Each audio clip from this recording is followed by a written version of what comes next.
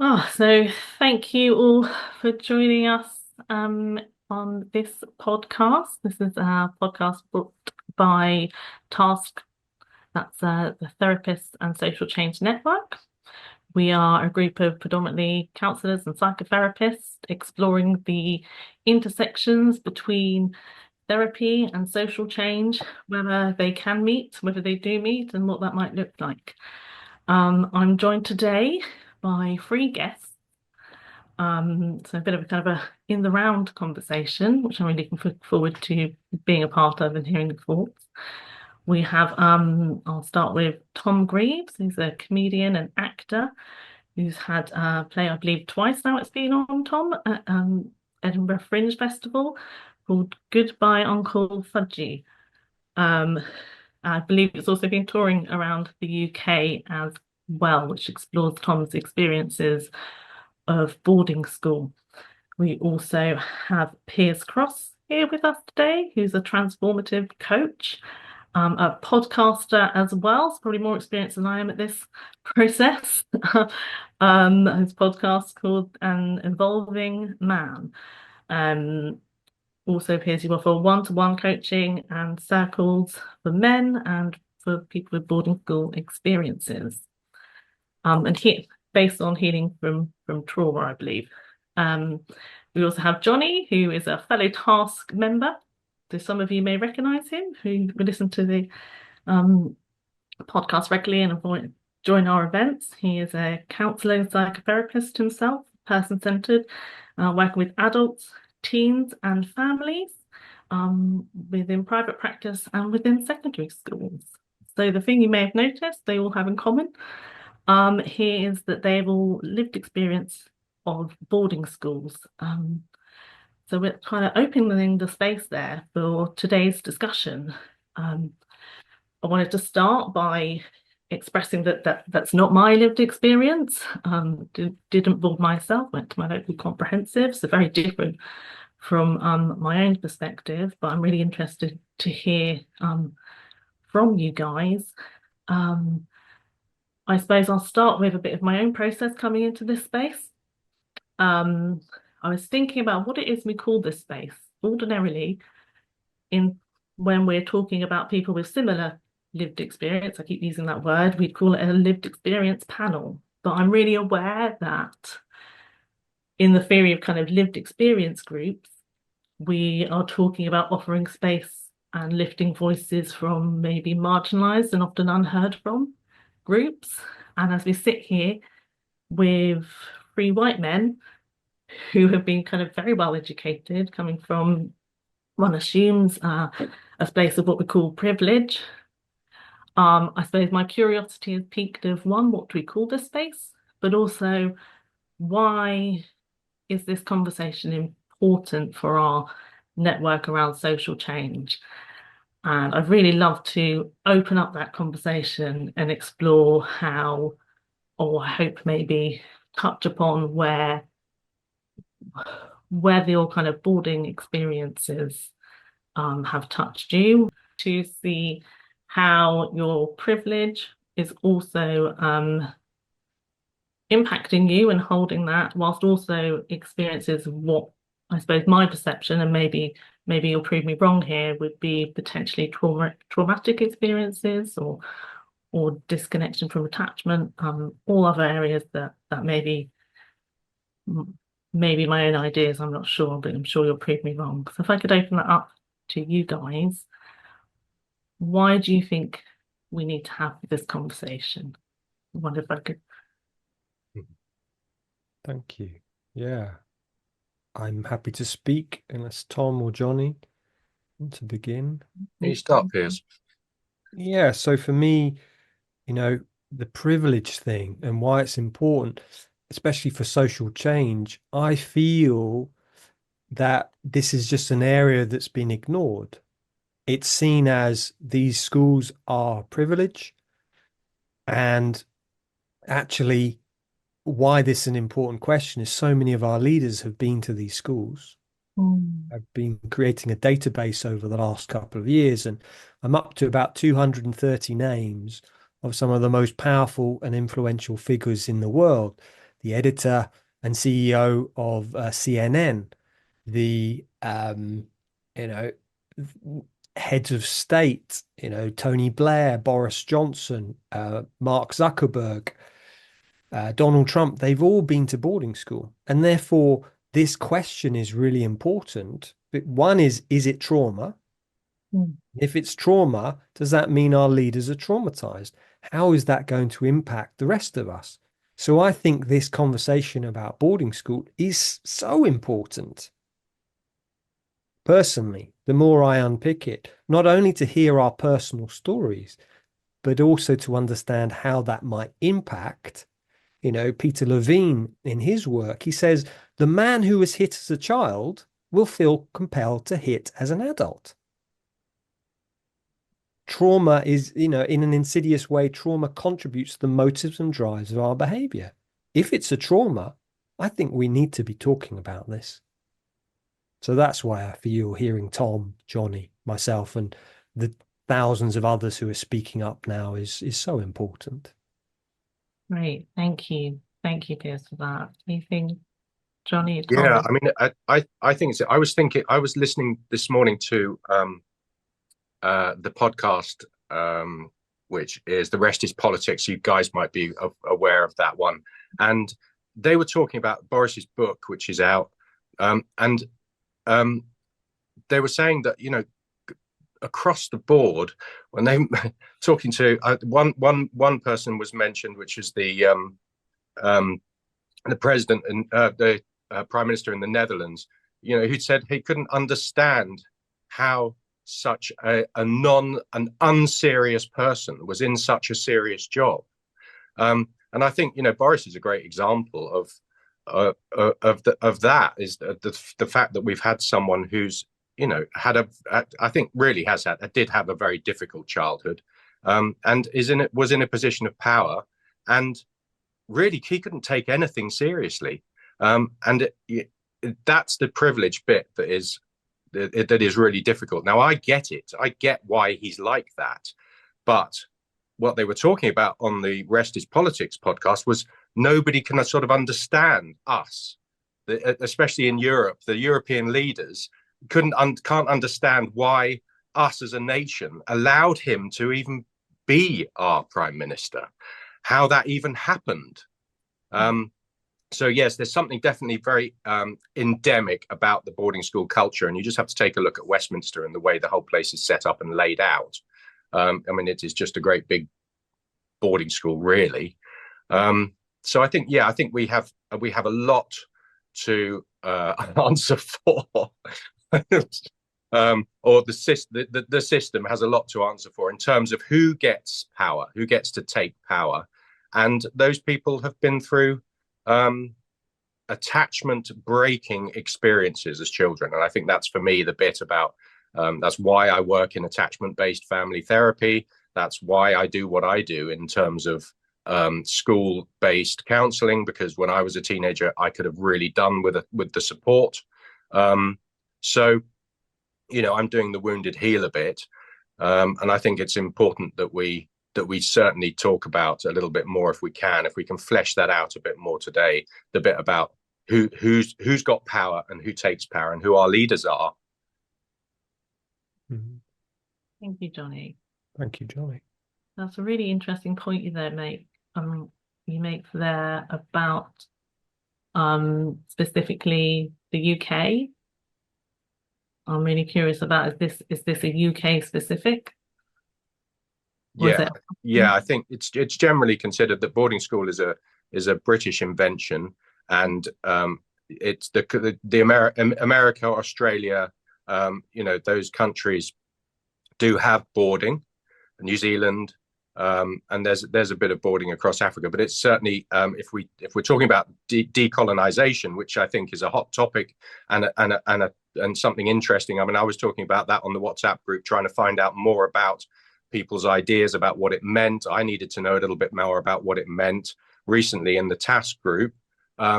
It's absolutely the history of boarding school is about generating people who are able to go out and build empire. Thank you, John. I think that's really rich answer there. There's definitely more we could tap into. I'm just curious and I'm aware we haven't come to you there, Tom, for your reflections on. Yeah, I was just well, as we were kind of I was talking about empire and current leaders and current people in positions of power. Like this has been going on for a long, long time, and cause and effect. We're now in the current state we're in because of the actions and policies of previous governments and leaders. I mean, and I don't know how far back boarding schools go in terms of those people, but it's been going on for a lot longer. So now we have current examples, there's also past examples. And I mean, I see it very much, well, my show is very much about my experience, based on my experience, people I know, family. I mean, just in my family, my grandmother went to boarding school. I'm pretty sure that her relationship with my dad there's an impact there. My auntie's ex-husband was a boarding school boy, traumatized, 8 years old again, like me and probably all of us. That relationship broke down, devastating for the children. I have a brother who's just got divorced, 4 children.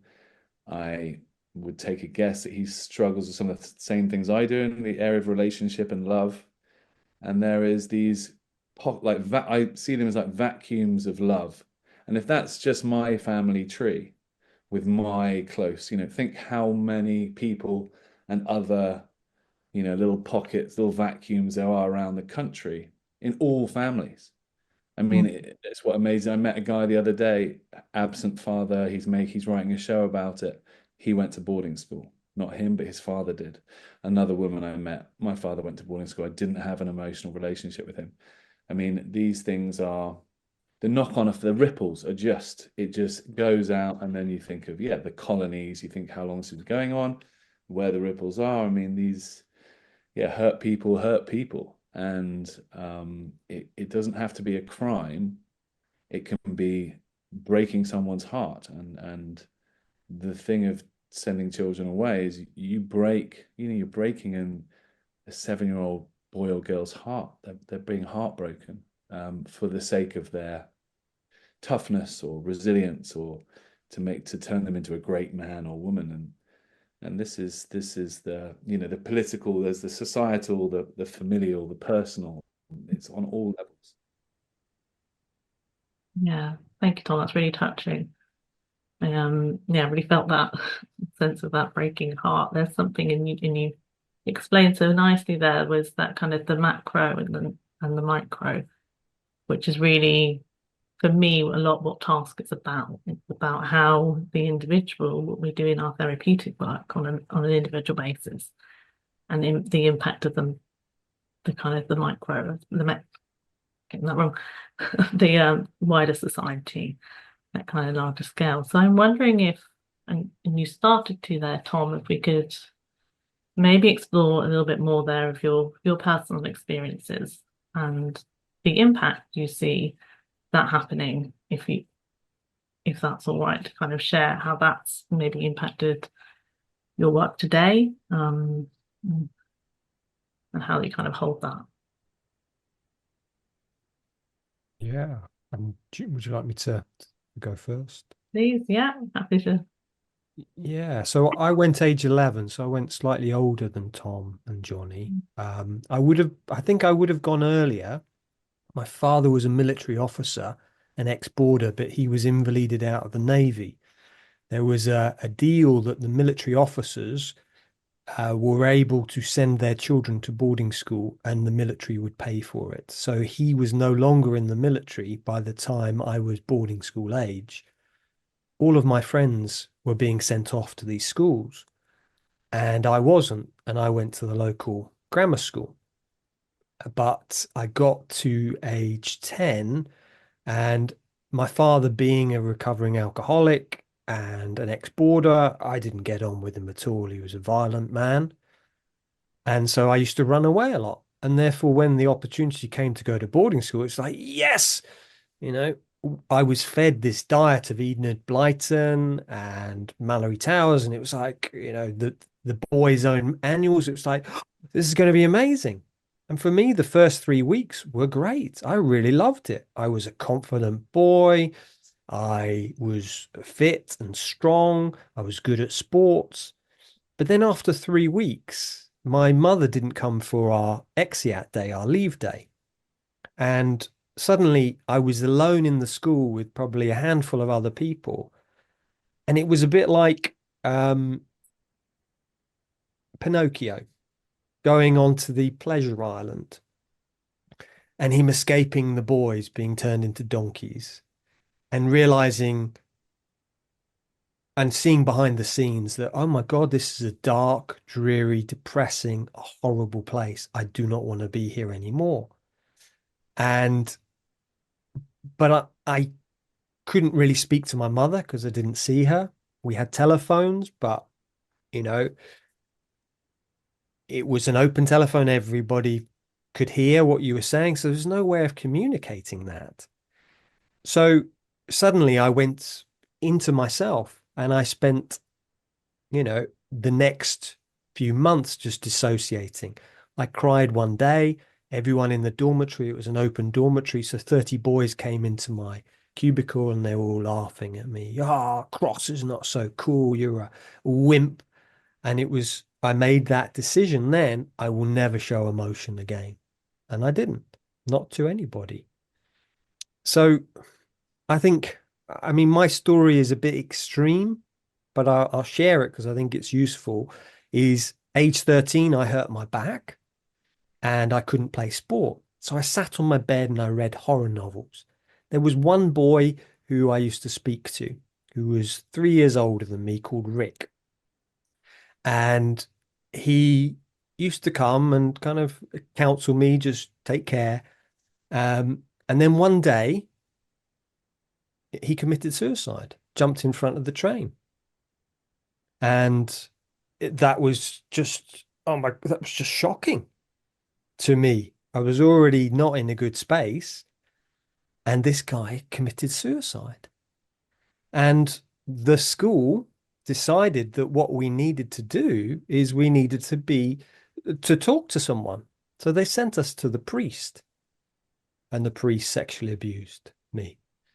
And so it was this build-up of trauma. And it's like, oh my God. But I learned to dissociate. And people say about boarding school creates resilience. And I say, no, it doesn't. It creates dissociation.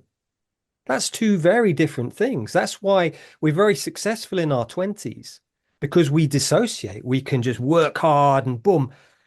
But the splitting only works for so long. And Judith Herman, in her book, Trauma and Recovery, she says that's why in the third and fourth decade that the trauma bubbles up, because the splitting, it's like we can't dissociate anymore. So how that impacted me is in my 20s, I went to business school, European business school, was working in Paris. Then I worked in London in the financial sector and I had a breakdown. And then suddenly it clicked.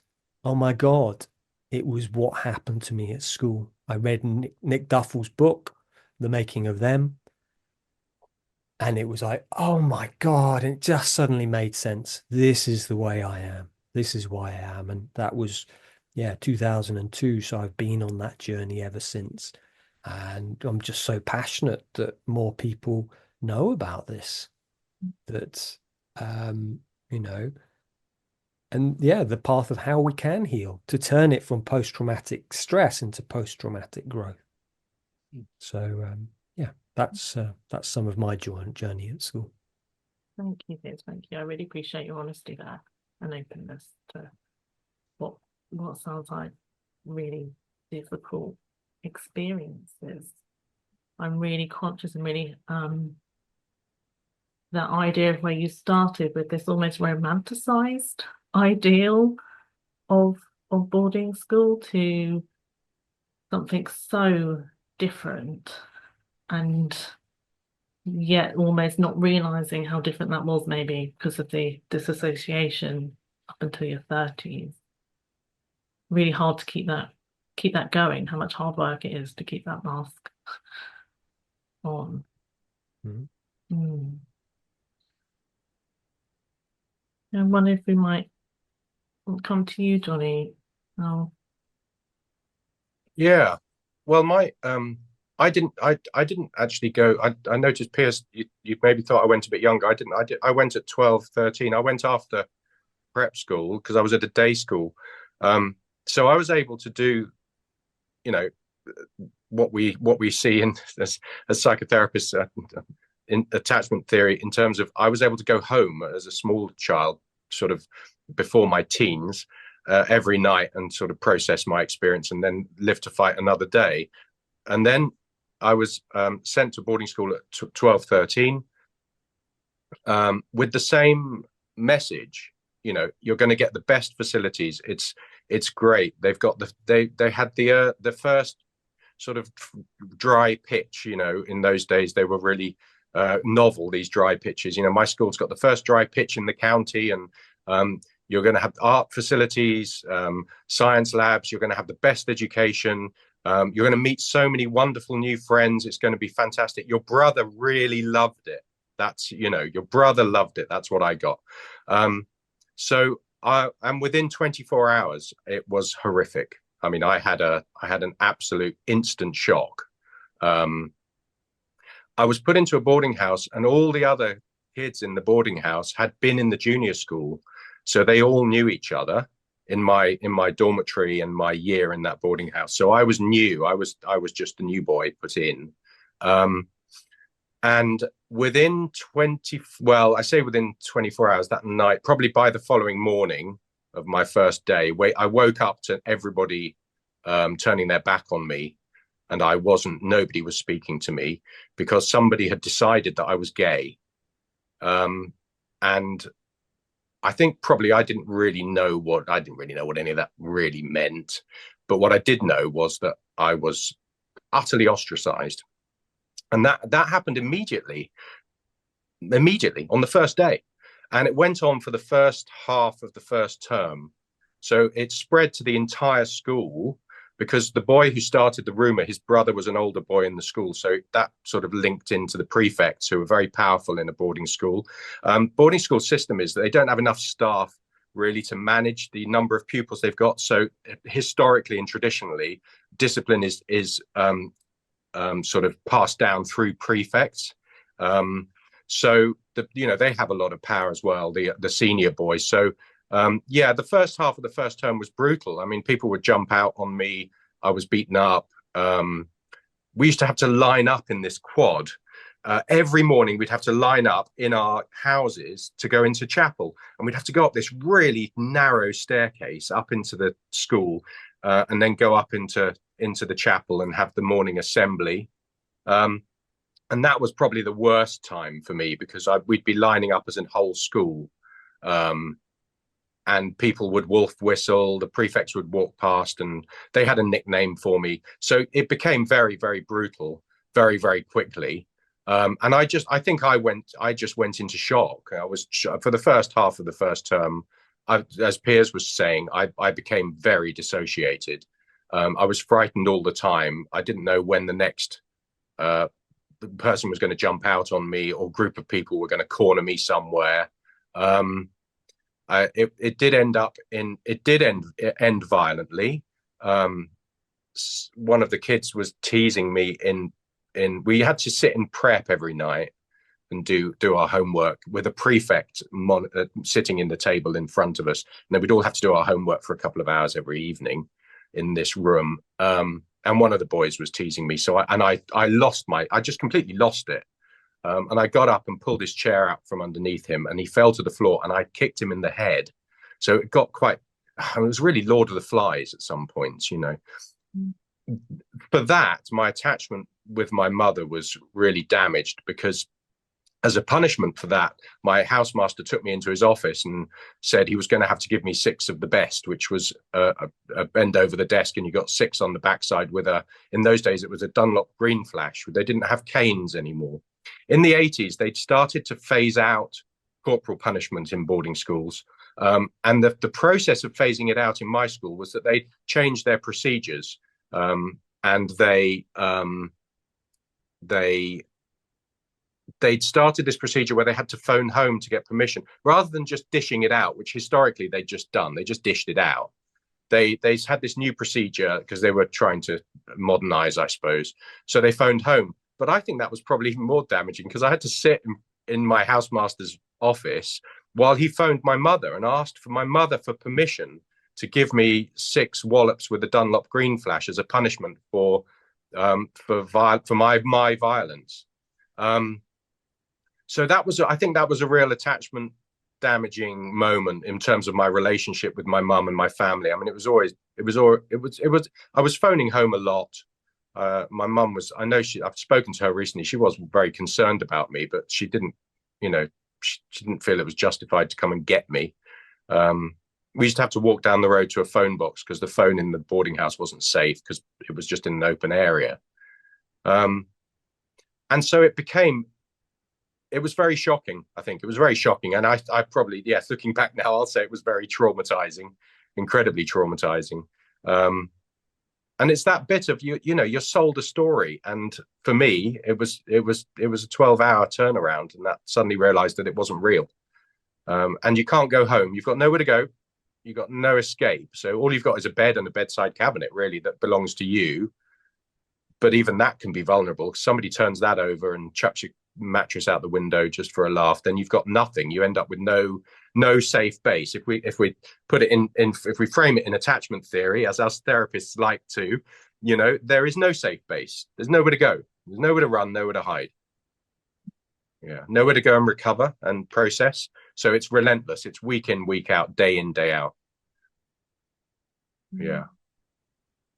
Thank you, Jonny. It sounds tough, and I'm really hearing the similarities in both what you said there in terms of different, but told something being kind of almost hyped up as being this is the thing that will make you,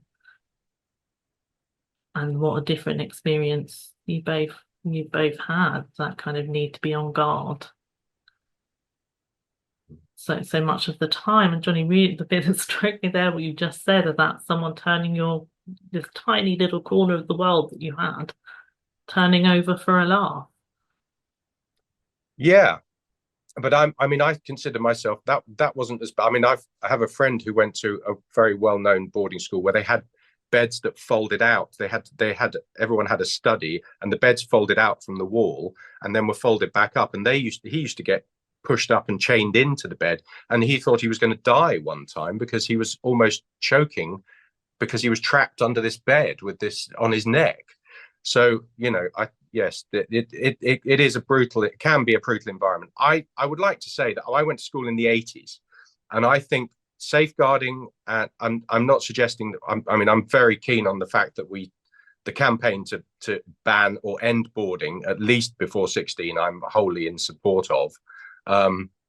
But I think these days it is better, but it's still boarding.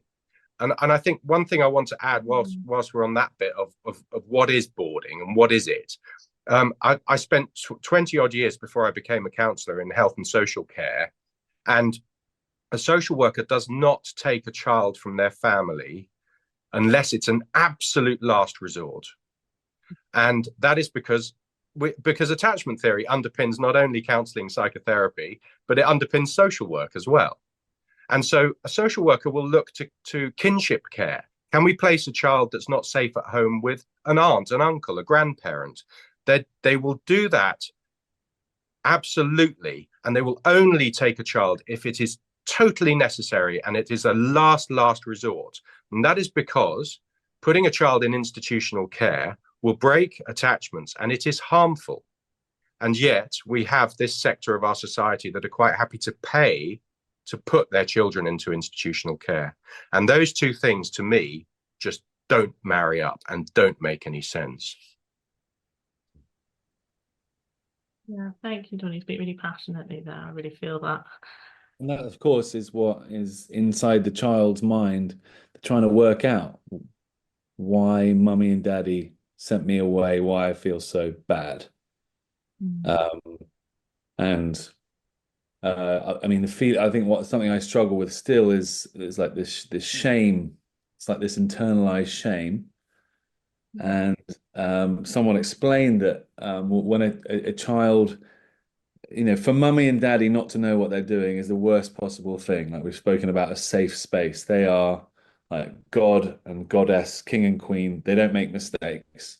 They better not make mistakes, otherwise we're in trouble. Our lives are in danger. So when you're sent to boarding school, you think you're like, well, mummy and daddy know what they're doing, right?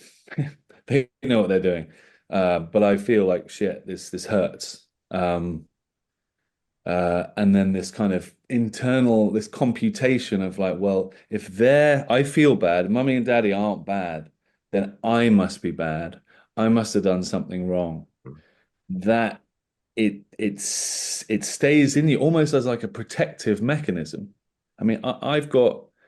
If my brothers read this, it doesn't listen to this. I don't know if they will, but two of my brothers out of the four of us don't agree that boarding school messed them up. One went same age as me, 7. The other one, 11. He was actually hysterical when my parents were trying to get him. He was so hysterical. I mean, in a way, I just go respect because when I went, I just didn't say anything. I just went along with it. I didn't know what was going on. I was kind of tricked into it, but he knew what was going on and he just went berserk. So much so that they couldn't take him to boarding school at the school. They had to take him back home. And I think they ended up getting him there a couple of years later.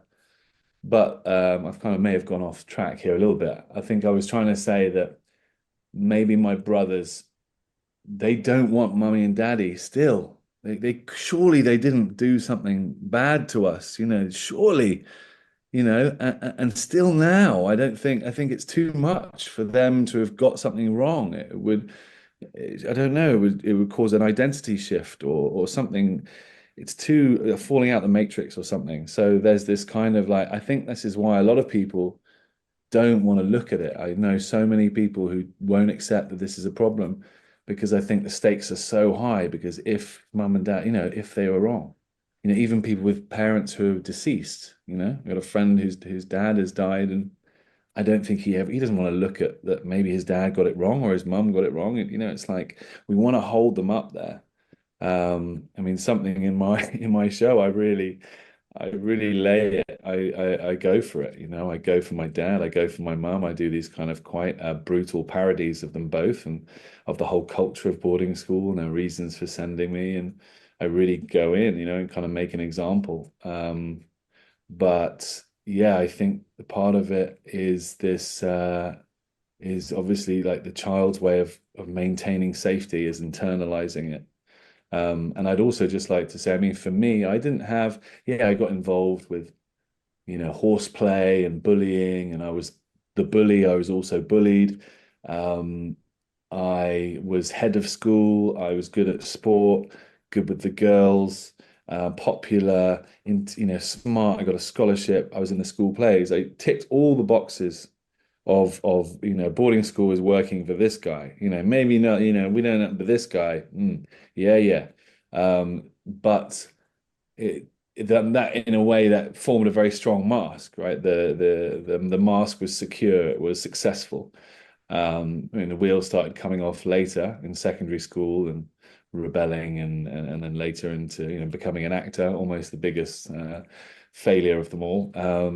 In terms of that kind of trajectory.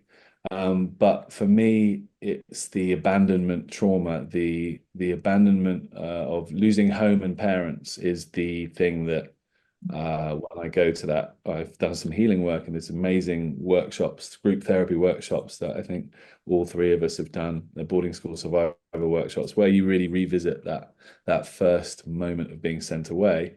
And I've been at 2 Q&As recently, 2 survivors of sexual abuse and boarding school trauma, and both of them have said that the abandonment is far worse than sexual abuse. One guy I met, I was speaking to yesterday, he said it's like 10 to 1. That's the level of it. And if in society we consider sexual abuse to be the worst thing that could happen to a child, and abandonment trauma, and the abandonment is worse. I mean, what does that say about this kind of normalized practice, privileged opportunity of sending your children away? Thank you. That's really interesting. And obviously, I'm sure, we one person's perspective, we don't know. Others may value that in a different way, but that's really interesting, isn't it? That initial trauma often being the most crucial, as it were.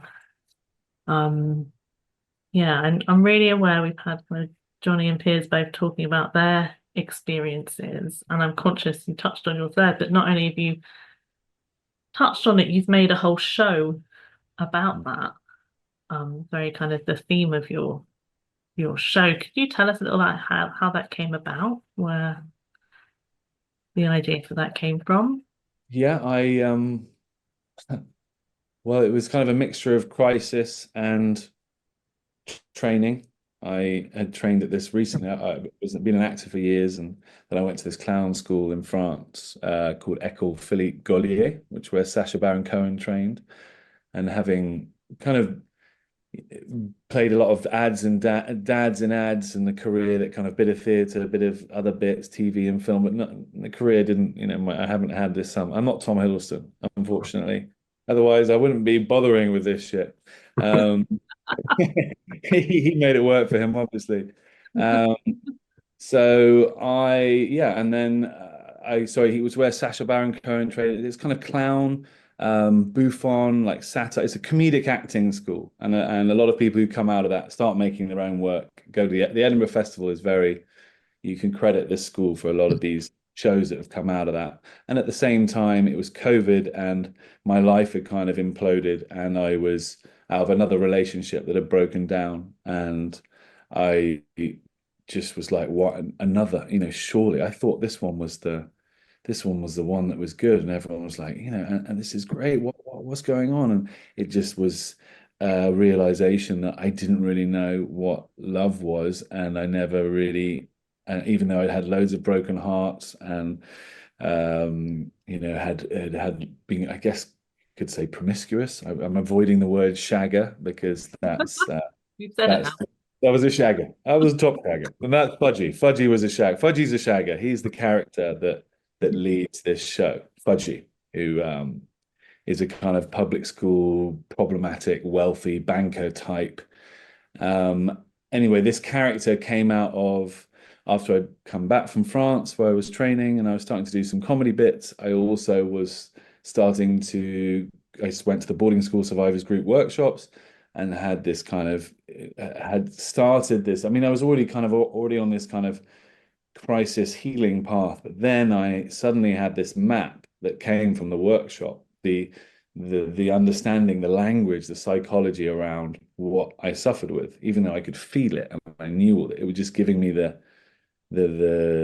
understanding and the map, I think, is the best word to navigate all this. And I had an amazing healing moment in the workshop where the main therapist, turned and apologized to me as my parents.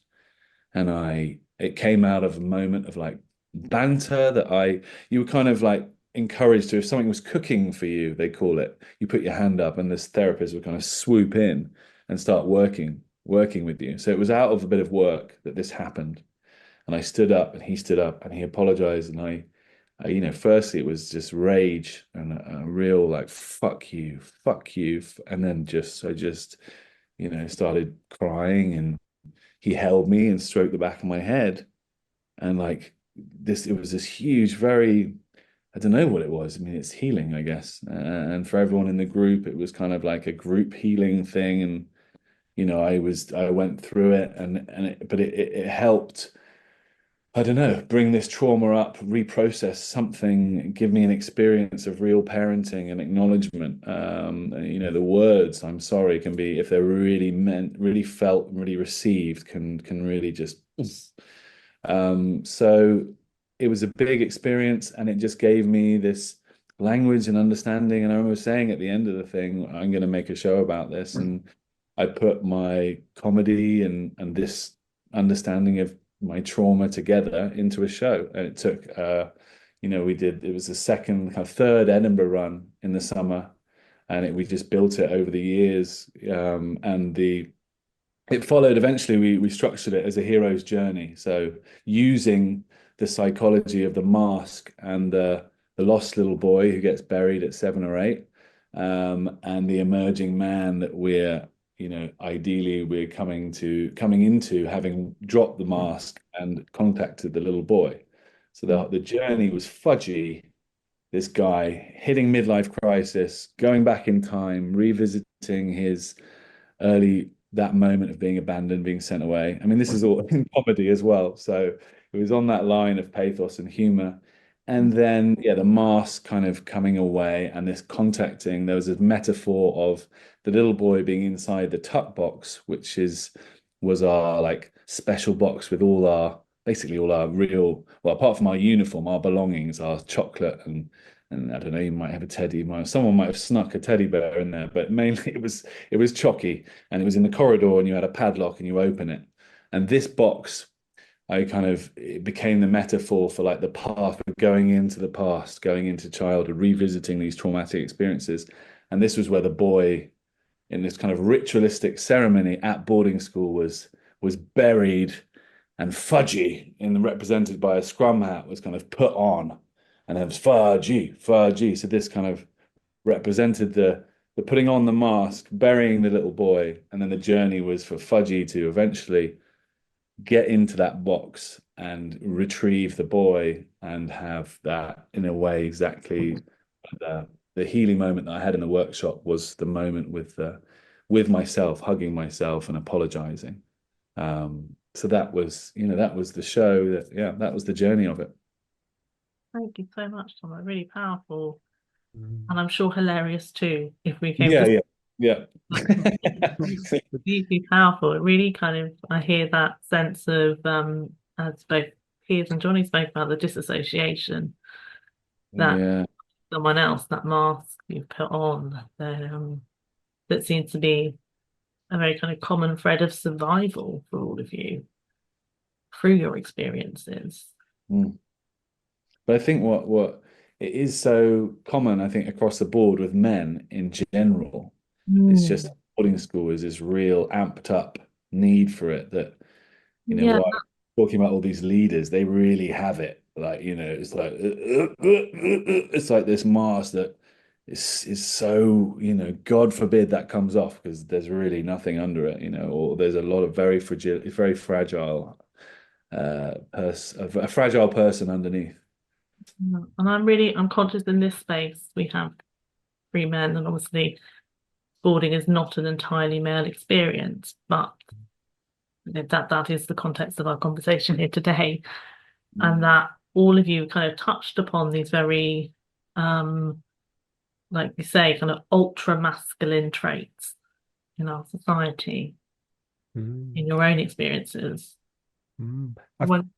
I feel it comes down from our leaders. Nick says that. He says wealth doesn't filter down from the leaders, but what it does is behaviors and beliefs.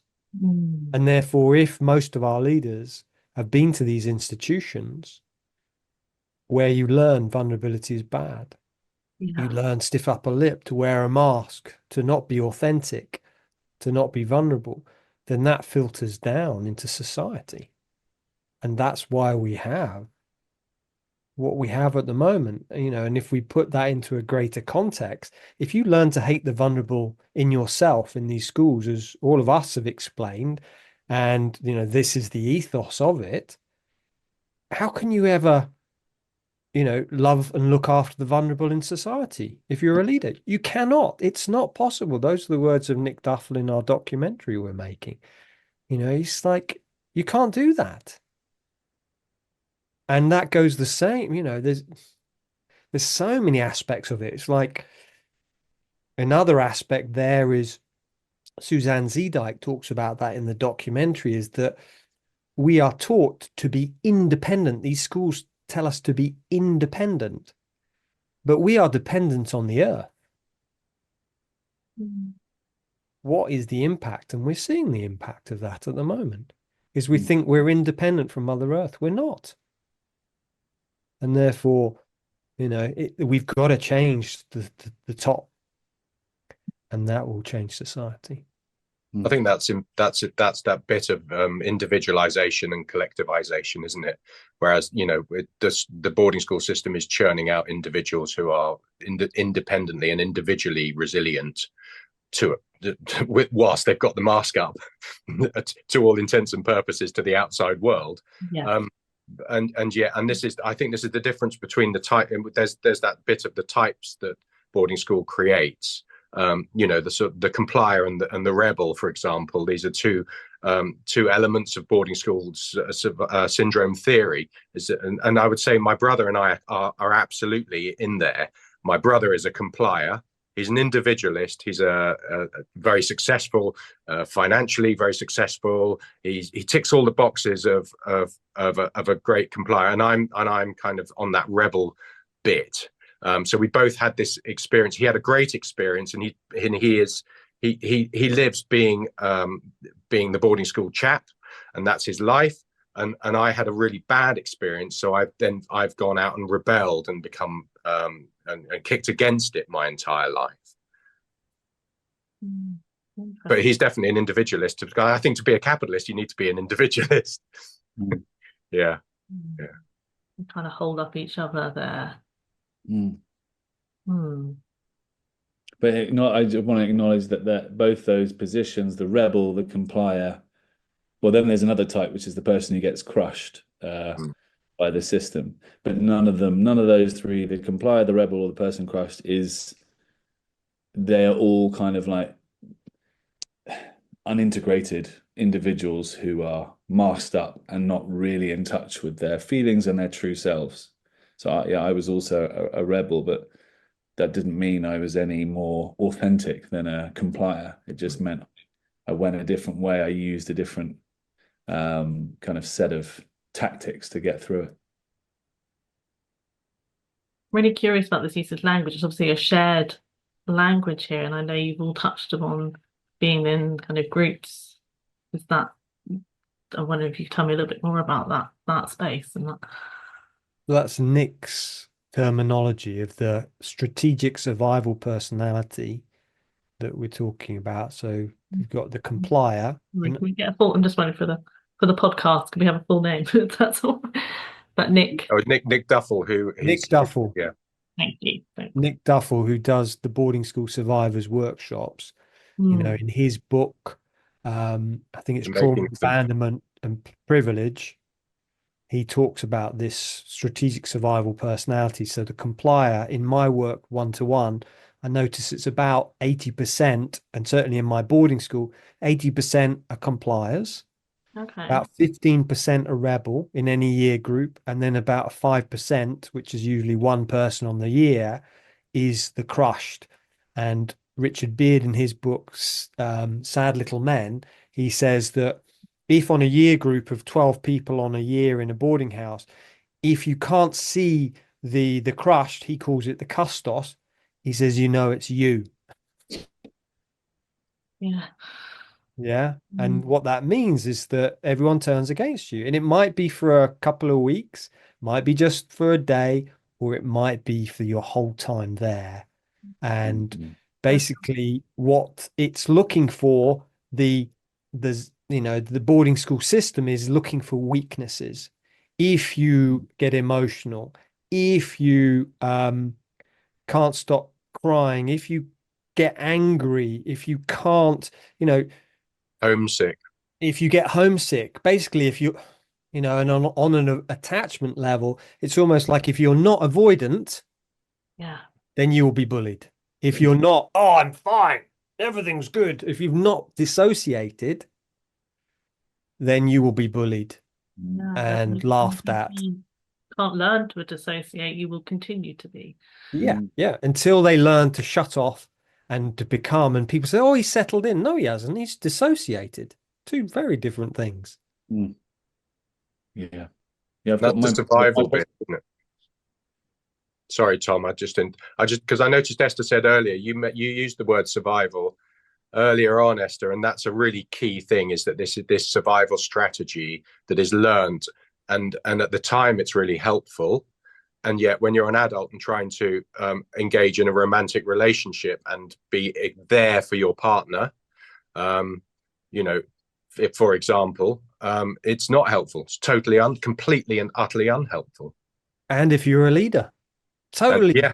Because, Professor Antonio Damasio says you cannot make good decisions without emotional information. The one thing which is pushed down at these schools is emotional information. No, you can't have any. Therefore, we can't be in partnership or we can't be in leadership. Yeah, there's that relational element that's missing, that's been kind of haunted out. Sorry, Tom, I'm aware I jumped in on you there. I was just going to make a more personal point on that.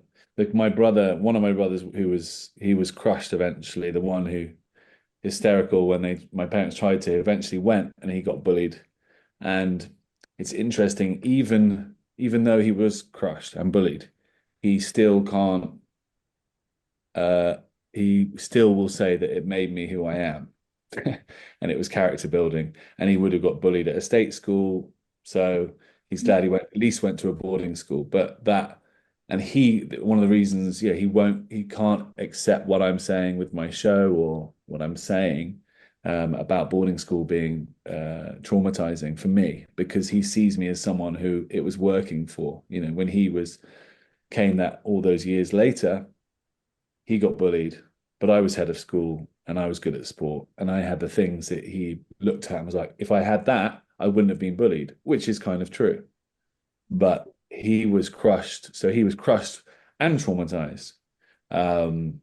So yeah, it's funny. You'd think anyone who's crushed, and it's true. I think maybe there are more people who were crushed who can turn around sooner and say, this fucked me up, because they know they had a bad experience at boarding school. But as in my brother's case, still they might go, yeah, but that's not why. Something again. Mum and daddy can't have been wrong. Yeah, there's that sense of, isn't it easier to, what we call kind of in trauma language, kind of fawning, what used to be called Munchausen, sorry, Stockholm syndrome. Right. In And that, that's what's so that is when you would seek to kind of befriend the oppressor or And those yeah. thing, and that's Please very appease. much on a system. The terminology literally comes from an aeroplane was hijacked in Stockholm, and the terrorists that I believe they were terrorists, and I don't know the story particularly well, gave the passengers bottles of water. And then when the passengers were kind of interviewed afterward, they all said how lovely they were, even though they'd threatened their lives. I believe that's where, but it's not, don't tend to use that term anymore. And I don't know how much truth there is in the story, but that's where the term kind of came from. And that is part of the problem with there's a lot of humor at boarding school. There's a lot of like funny, dark humor with the teachers, and come on, boy, and then oh my God, Mr. Spate, what a legend, oh, Mr. Scott, like crazy alcoholic, shouted. And there's this kind of pride with which you talk about it, like, oh God, he was crazy.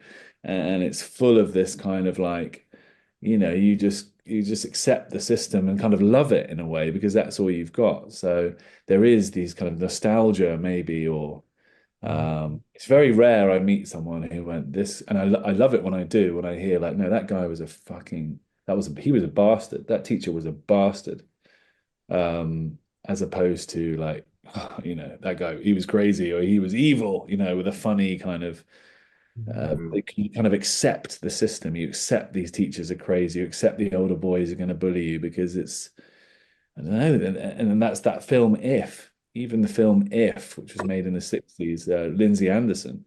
Even when he talks about the school, that school environment, he says that there's a romantic kind of between the boys, that it's there's something kind of like loving in the violence, like in exchange of no affection, that actually being punched and hit was kind of like the only way it was something, it was close, not love, but like that's all we had. And that's like as good as love could get in those environments, because there was no love. But if you grow up for 11 years in that system, you're going to I mean, I don't know, you must think this is life, this is love. And that's why I think, again, why it's very difficult to go, oh my God, this is all wrong, this is all bad, when that's what you've had. Have you heard of betrayal trauma? Jennifer Freyd's work. I feel I've been kind of come across this about 6 months to a year ago. And what she's saying, and it's fascinating, I've got some quotes from her here from some of her papers, but I feel this explains why we as ex-boarders, we do not, we go, oh, it was amazing. I loved it. And she says, betrayal trauma occurs when the people or institutions on which a person depends for survival significantly violate that person's trust or well-being. So that's betrayal trauma. She says betrayal trauma theory suggests that psychogenic amnesia, dissociative, is an adaptive response to childhood abuse. And for me, in the research I've looked at, boarding school is abuse because of the neglect. When a parent or other powerful figure violates a fundamental ethic of human relationships, victims may need to remain unaware of the trauma, not to reduce suffering, but rather to promote survival. Yeah. So we've attached to the school rather than to the parents.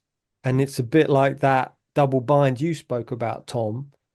We go, they must be right. They must be good. And the final bit of betrayal trauma, she talks about betrayal blindness. She says betrayal blindness is the unawareness, not knowing and forgetting exhibited by people towards betrayal. Victims, perpetrators, and witnesses may display betrayal blindness in order to preserve relationships, institutions, and social systems upon which they depend. Yeah. And it's like, I feel that's what's happened with boarding schools, is there's this, they're dependent on these systems, and they still are. If you go into politics or you go into the bar, the legal system, well, you can't step out and say it was terrible, because all of the judges, I mean, I think it's 70 to 75% of High Court judges went to private school, many of them to boarding school. The head of MI6, the head of the Church of England, many priests, they went to boarding school. They're stuck in that system. They can't betray it. So, yeah. Yeah. That's definitely the story of, sorry, Esther, that's my father, absolutely, because his father died when he was very young. I think he was 2 or 3, and his mother couldn't cope, and he was sent to a boarding school from 5.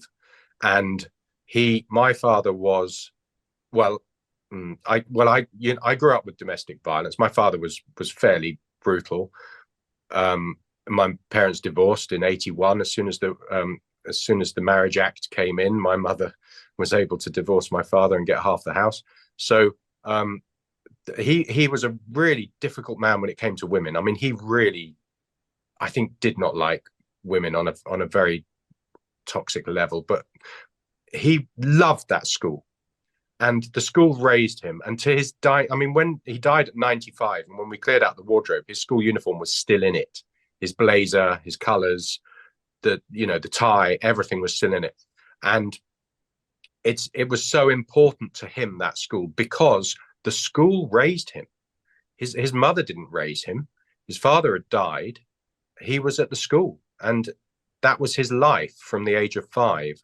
And I went to the same school. My brother went to the same school. I even had the same school number as my father and my brother. 97 QC was the school number, and that was my dad's school number.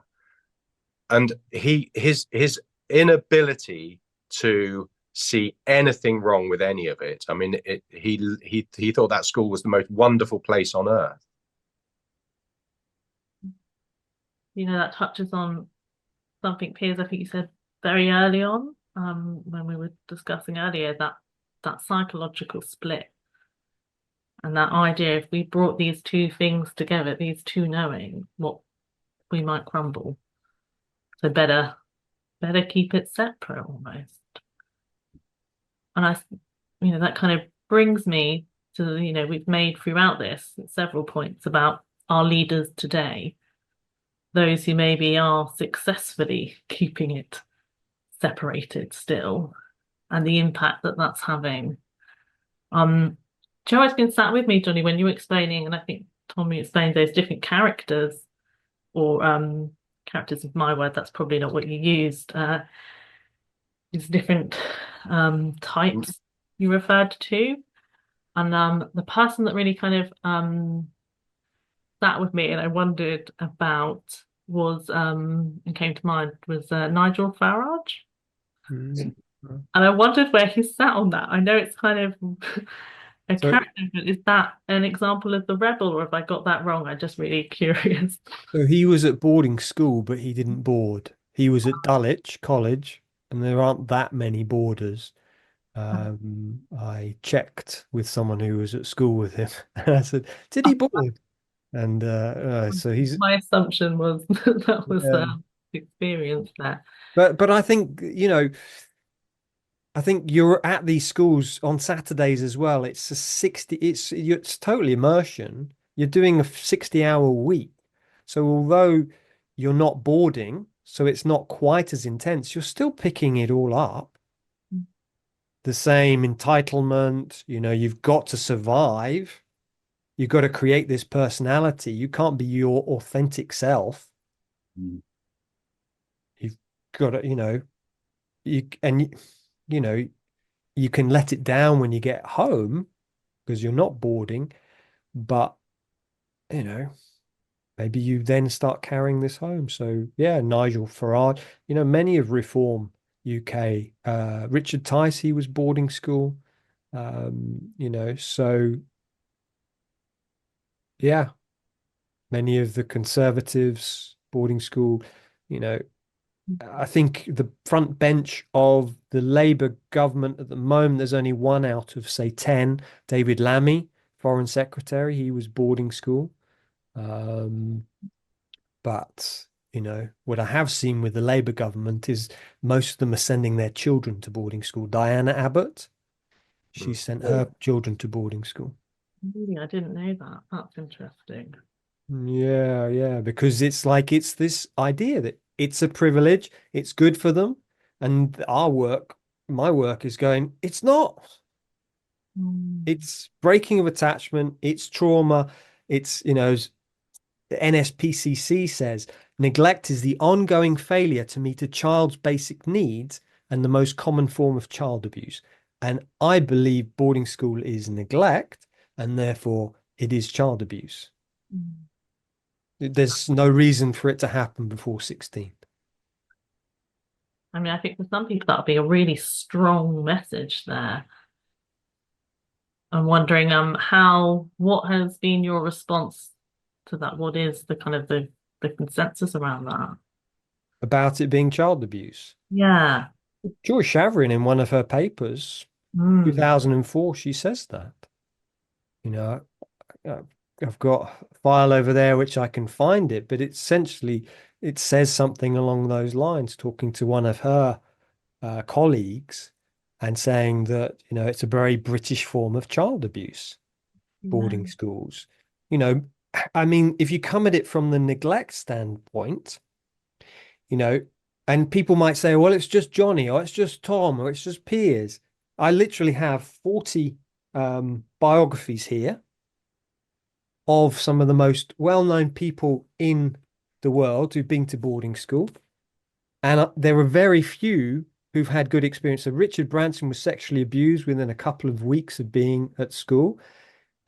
He was expelled, wrote a suicide note and tried to commit suicide. And he was stopped from jumping off the cliff. He was beaten because he was dyslexic until he bled. Bear Grylls, he was beaten until his shoulder nearly snapped. He said, when I hit boarding school, suddenly all I felt was fear. Fear forces you to look tough on the outside, but makes you weak on the inside. John Peel was raped.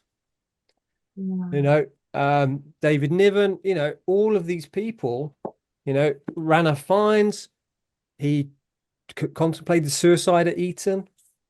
It's like, these aren't just Johnny's or Tom's or Piers's story. No. This is Tony Blair, he ran away from school. He ran away, he got on a plane, he tried to leave the country. That's how much he did not want to be at boarding school. Yeah, I really hear that. Do you know what? I suppose I've come into the space maybe holding that belief myself, and it's just really curious for me to hear those who've experienced it name it in that sense. I suppose maybe I came here naively thinking it was a judgment I was holding from not my own experiences. So it's That's really, truth. It's a truth, Esther. yeah, Yeah. What was your judgment, Esther? that it feels cruel, that it feels abusive. Hmm? Yeah. I mean, there's no theory of child development which recommends taking children away from parents. It's like Johnny says, if you work in the care system, you only take them away when it's a last resort for the shortest period of possible. And here we are taking them away, as Tom says, for 10 years and saying it's good for you. And you're like, really? Mm. Well, I So suppose you, that leads us in. parents, I'm sorry, sorry, go on. carry on. No, please carry on. Well, I just hear now I'm just thinking, why do they do it? Why do these parents send their children away? Why do they neglect them? Maybe that's a whole other discussion. But when I say to my dad, when I bring up anything with either of my parents, we did what we thought was best. We did what we thought was best. Now, either just massively ignorant, or that's not wholly true. I do think that there's got to be, in the experience of sending your children away, some kind of like knowing that this is like going to cause some damage, or this is hard, even really fucking hard. Now, either they dissociate or they're evil. I don't believe, not quite evil, but it's like something else is more important in that moment. Something else is like, we got to do what we got to do. They're going to be successful, if they're going to have the right friends, if we're going to be just make it easier for us as parents, we got to do, there is these, I think there is a conversation in their heads. There has to be. They're human beings. To just dissociate in that way, I believe there is dissociation, but why? And I mean, Nick Duffel explores in his book that there is this kind of hatred of children. Now, children, in exchange for children, put people who are vulnerable, like we've discussed, people who are vulnerable, people who are weak, people who don't know what they're doing yet. There is maybe a hatred of that in people, and the children represents this. They're just like, they need to be made, they need to be grown up quickly, get on with it. And I think there was even I don't know if this is in Nick Duffel's book, but the psychology book from the 20s that said that children, a very Victorian psychology book that said that children are like, the best thing you can do is not let a child emote. Like you cut off, so they learn to deal with emotions on their own. So there's maybe this kind of like quite warped understanding and attitude towards children that informs all this. Which is a really interesting point. And when we look at kind of, as you've all explored there, this is the people that are in leadership positions, even those who maybe have come from that, who didn't come from that world, sorry, are buying into this system as well, kind of playing the game, possibly. And then these are the people that are shaping our country and particularly our education system. I wonder if anyone It goes across the world as well. There's apparently something like 70,000 full boarders in this country at the moment. 40% of them come from China and Russia. So it is now being exported. So this is this spreads. Many from Africa as well. Yeah. I think when you just look at the state system, they have all these rules, they have all of the curricula they've got to adhere to. You don't get that in the private or in certainly the boarding school system. They can teach whatever they like. Well, they don't even have to. I'm certainly in my day, the teachers don't even have to have done teacher training. You just need a master's degree and you can teach in the private sector. So there's no teacher training required. I think nowadays it's slightly different. There's more of a requirement, but certainly when we three were at school, our teachers didn't have any teacher training whatsoever. They'd just done their degrees or their master's degrees, and they were just teaching. Yeah, yeah, yeah. I wonder if it's I think sometimes the elephant in the room, as well as class, is the bit of there's something about the boarding school and the private school culture that teaches disdain for working class people. And I don't think we talk about that enough.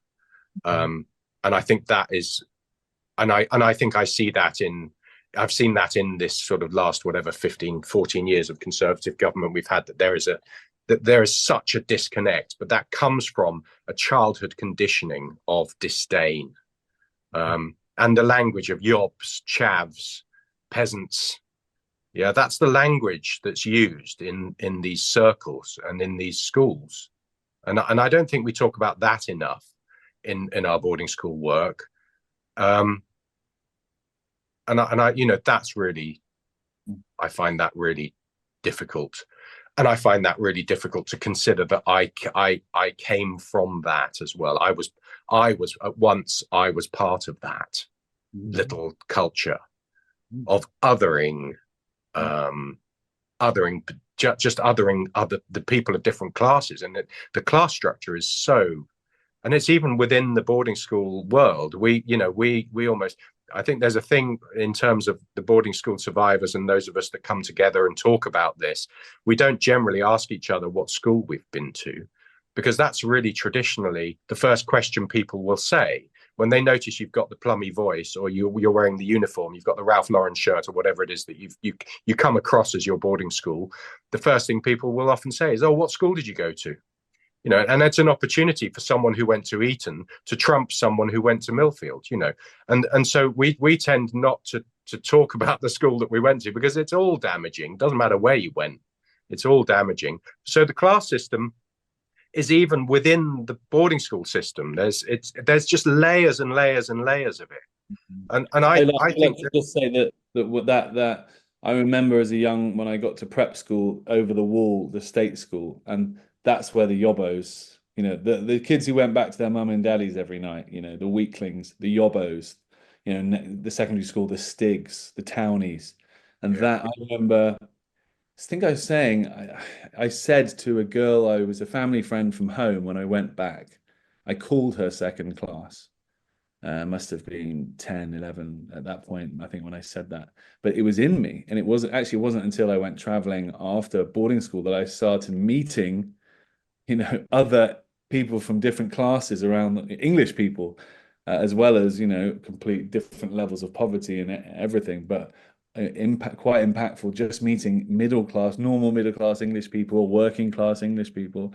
And and also when I used to go raving in my teenage years, like meeting people from different backgrounds. Finally, like I was so hyper aware of not being that, and at one point looking down on it. And then I think still now I feel that in a weird way, there's this kind of loss of togetherness with the rest of the nation. Yeah. Even though there are all these rewards, money and privilege and education, of course, that is something to look at. But also there is a division, and it's horrible to think of that. That it's very, very brave new world, basically.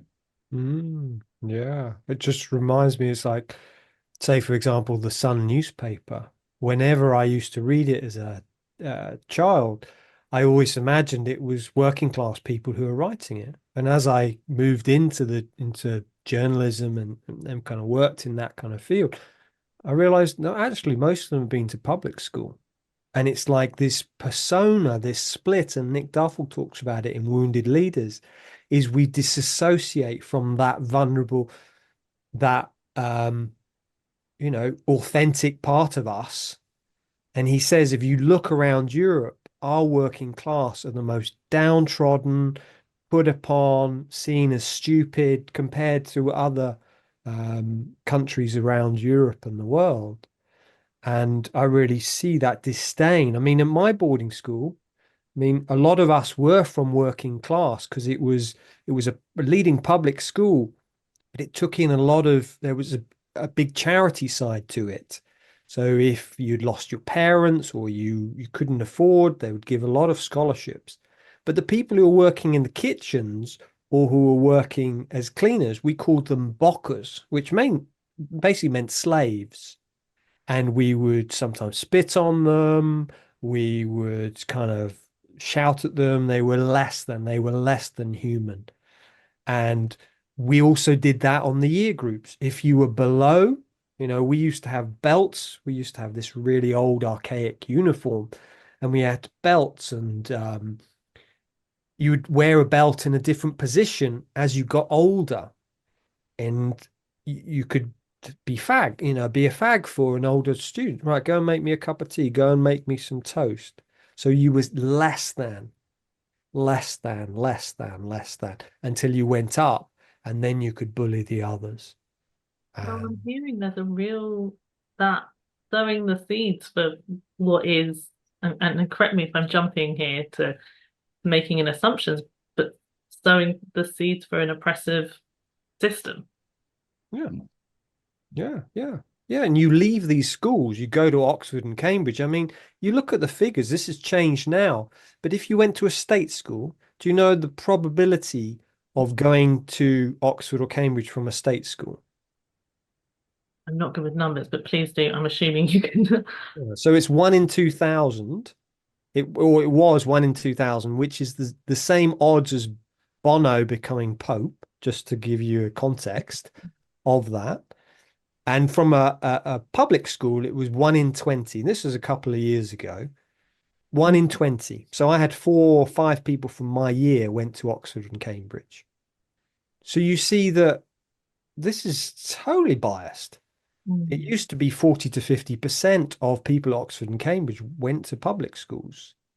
So you go from the Bullingdon Club, and then you go into the bar. You never get a chance to meet the people you will eventually lead. So how are you going to be able to lead them if you can't empathize, you can't feel, but also if you've never actually met them or anyone like them? Yeah, yeah. I'm aware we're kind of drawing towards the endish of our conversation here, but I suppose I'm sat with maybe won't be able to get to two of them. Both questions I'm kind of sitting with is one, how I suppose the obvious question is like, how do we move forward from this? What is the answer, or is there one? And secondly, oh, I feel like it's falling out my head, sorry. Well, the first one, Esther, I'm to say it's a much, in my view, it's a much harder line than simply VAT. Although that's a good place to start. Okay. Charitable status needs to go totally. Yeah. And boarding before the age of 16 needs to be banned. It's just not an option to send your children to boarding school before the age of 60. My nephew went, and he went because he chose to go at about 14, 15. He was in a day school and he wanted to board, and he's great. He's so well balanced, but he had a choice. And he made that choice for himself, and he enjoyed his time, and he had a good time, and he was able to transition from being a day pupil to a boarder in his own time at his own pace. But he was about 14, 15. He just really went into sixth form, did the final bit boarding. And that seems like a very healthy way of approaching it. Thank you, Jonny. Would you say, Tom, Piers, do you agree with that, or any differences of opinions there? What would... Yeah. I mean, I take it in my show, I take it a bit further, and I blow all the boarding schools up. So Hey, a little bit. no one gets hurt. No one gets hurt. It's just a harmless bit of a I detonation. wonder if there's something cathartic in having that in the show for you there, Tom. Yeah, well, it's kind of that. It's like a heightened, a bit like I don't think of Fight Club. It kind of With the heightened. Pixies, my favorite band from Yeah, Bournemouth. that's the new ending of the show. The Pixies playing, and I hold the little boy's hand as we watch the boarding schools fall. Yeah. Systems collapse. Yeah. You know, in Fight Club, they just kind of, I mean, Yeah, they yeah, don't yeah. have the budget for a projector screen, so I just have sound effects. This is the Fringe. Sound effects and lights kind of as I kind of point. Oh, look at that one, you know. Yeah. So, but I think, I mean, activism. I really I think talking like the more I'm you know I feel very privileged to be on this and actually talking about it and having worked through it and to be someone who you know is some kind of authority on the subject. But I went to a talk. People are inspiring each other to talk more about it, and it seems like it just spreads. And I think like talk about it, spread. You know, just does this to be the language, the normal way of talking about it. It just needs to be more people talking about it in this way and that would be, yeah, I guess, a more realistic approach. Mm. Thank you. Is there anything to add to that?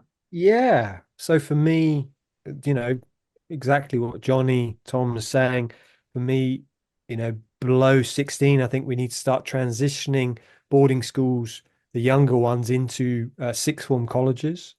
Um, the other thing's mandatory reporting. Still in this country, which is incredible. If a child is abused and an adult knows about it, it's still not mandatory for them to go and speak to the police. And whereas in most other countries it is, it's still on the responsibility of the child. And as we know, only one in nine children speak up. Mm. And if you were to do that in the financial sector, if you know someone's been taking money and you don't talk about it, I think it's 10 years and an unlimited fine in prison, 10 years in prison. It's the difference between money and children. So that would be mandatory reporting would be another.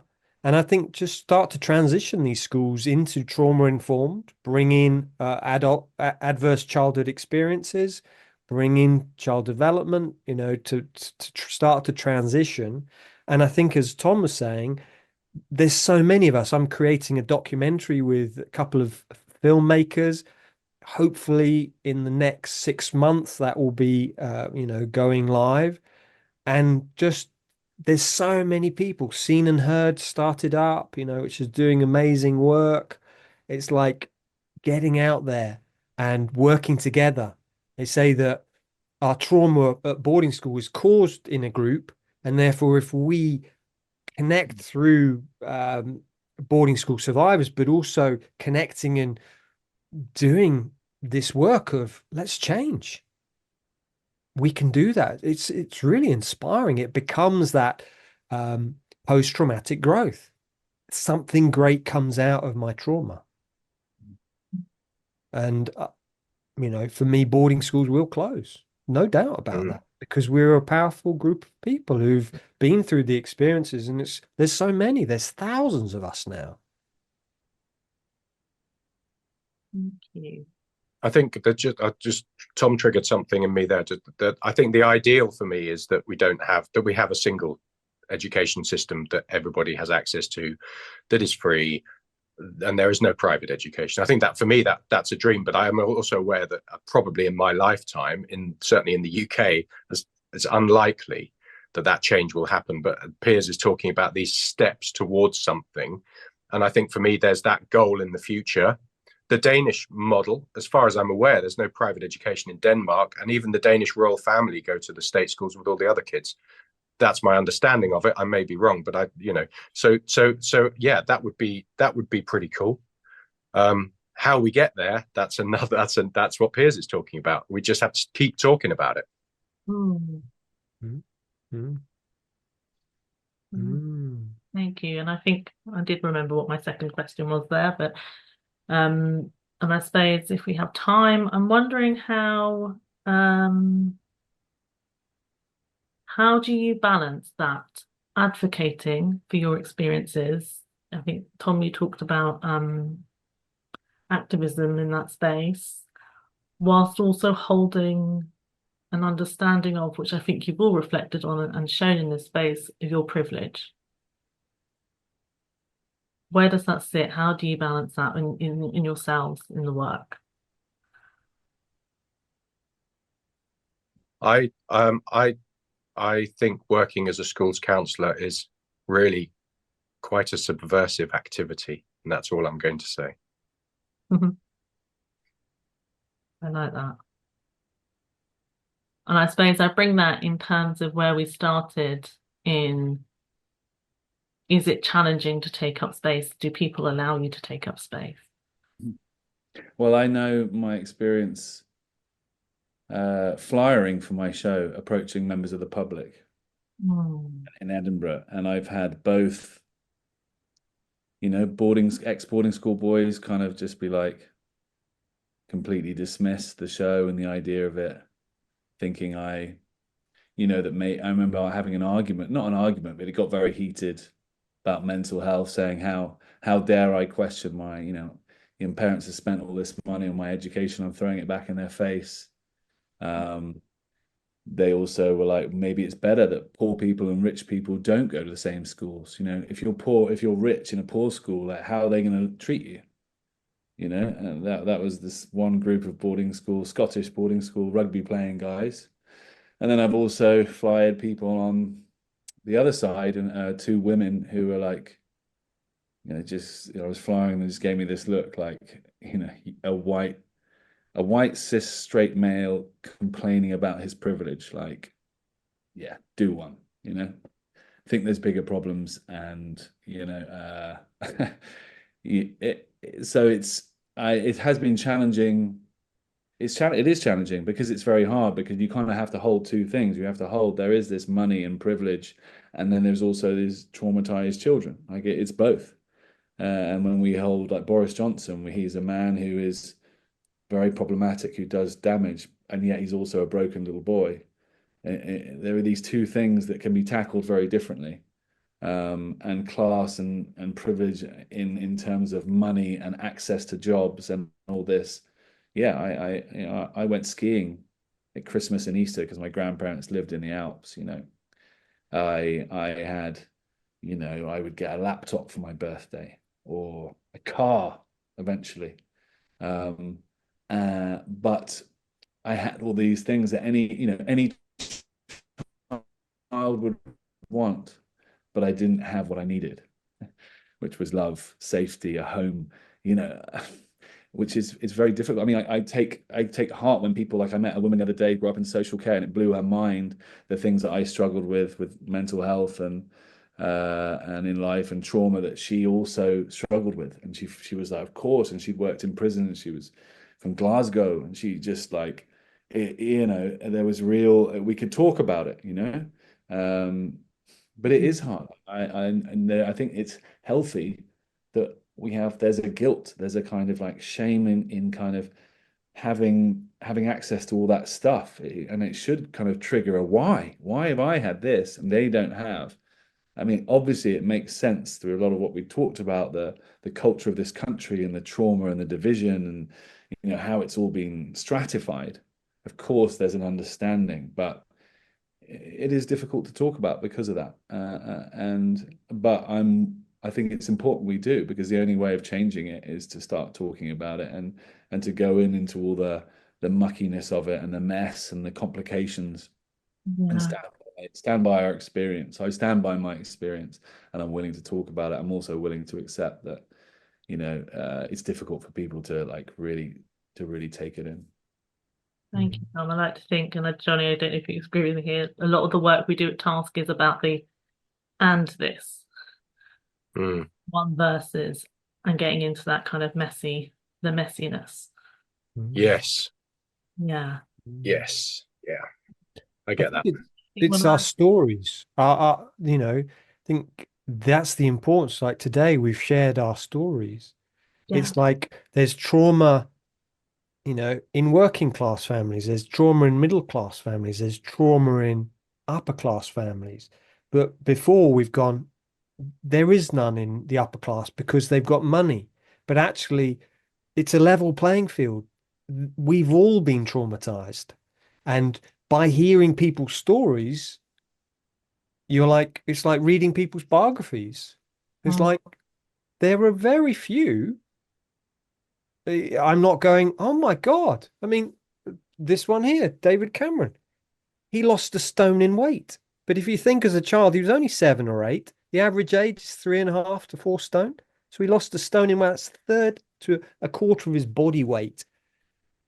These are the stories we need to be hearing. That's neglect, that's abuse. And when we hear them, we're like, okay, we need to change this. This is no good. Rachel Johnson went to the same school as Boris Johnson. She was the first girl. She was so hungry, she used to eat toothpaste. Just get our heads round these stories, and they're everywhere. And do you know what's really sitting with me as I hear all three of you talk there is that we're talking about children. Children. Children Yeah. who choose, there's a thrownness to our existence and where we are born and who we are born to. We were all children. Mhm. I think that's a really powerful message there. And that the fantastic links you've all made to those in society with power over us, those with influence, having that experience. And that kind of, yeah, I've been really taken back by all your stories this evening. Thank you so much. Thank you, Esther. Thank you, Tom. Thank you, Jonny. Thank you. Thanks. Before we end, I'm aware, Piers, you've spoken about your upcoming documentary. Tom, you have work on as well. Jonny, if there's anything you would like to plug, I know it's something we're really bad at in this country, so I want to give space to plug away. No, I have nothing to plug apart from attachment-based family therapy. We're piloting it here in Scotland. I'm piloting it here in Scotland. There aren't any other practitioners in Scotland. I'd love to meet any other ABFT practitioners down in England. I know there's a few, and we're piloting the first ABFT service in schools. And what we're doing is bringing parents in when it's identified that family relationships are breaking down, and that's the cause of the teenagers' depression and other problems, suicidal ideation, self-harm, all the other things that we may be dealing with as a school counsellor. So I'll plug attachment-based family therapy all day long, and hopefully we can see an ABFT practitioner in every school. That would be great. Fantastic. Thank you for advocating as well as plugging there. Thank you so much, Jonny. Piers, Tom, anything you'd like to?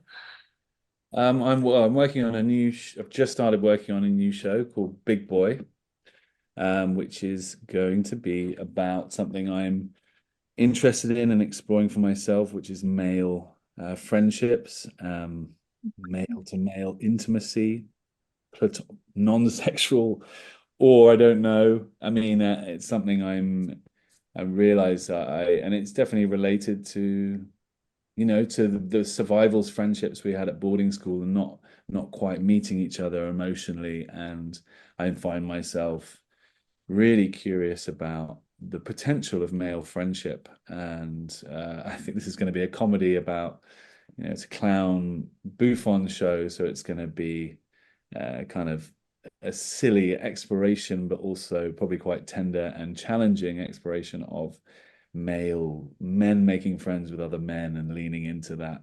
I don't know what, but it will be at Leicester Comedy Festival, 13th and 14th of February, will be the first work in progress, and then taking it to Edinburgh Fringe in the summer. Thank you. That sounds really intriguing. I wonder if there's a future podcast in male friendships there. Potentially, we'd love to have you back if that's something you'd be interested or not, or if I don't make any friends, maybe that's podcast in itself. I don't know. All right. Is anything you'd like to? Yeah, so making this documentary, it's called Boarding on Insanity. You can watch the trailer on YouTube. We've interviewed people like Gabor Mate, Nick Duffel, Joy Shavarian, Alex Renton, people like that. And then I've got my podcast. I've done 112 episodes so far. Amazing episode with Tom Greaves. But just to hear people's experiences. Charles Spencer, we've spoken to, many developmental psychologists, psychiatrists, just to hear different people's perspectives. And then, yeah, I do one-to-one work as well, mainly with leaders who've been to boarding school. So that's my day-to-day work. So. Thank you all. So thank you once again for your time this evening.